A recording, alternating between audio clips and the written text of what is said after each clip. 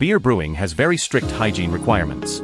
Any minor hygiene problem may cause contamination of the entire batch of products. So breweries must be equipped with corresponding cleaning systems. Today Tiantai will introduce you to the common types of CIP systems.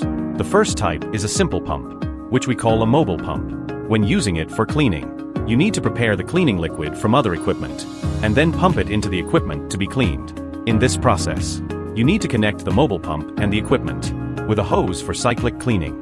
If you want to clean the next tank, you also need to pump the cleaning liquid from the existing equipment to another equipment. Although this process is a bit cumbersome, it is indeed feasible.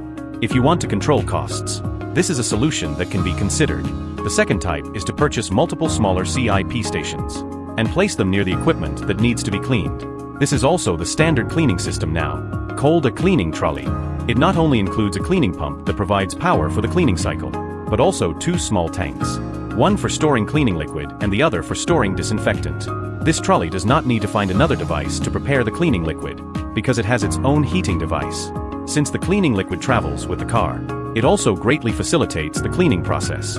If you want to clean a tank, you only need to push the trolley to the front of the tank, and then clean it directly after connecting. Compared with the mobile pump, the design of the trolley is also convenient for the recovery and reuse of the cleaning liquid, which can reduce the cost of consumables in the long run. In addition, some breweries will be equipped with independent CIP systems in each section, such as wort preparation workshop, yeast expansion workshop, fermentation workshop, etc. The cleaning process used in different sections is also different. The saccharification CIP cleaning process is relatively simple, requiring only water rinsing and alkali rinsing.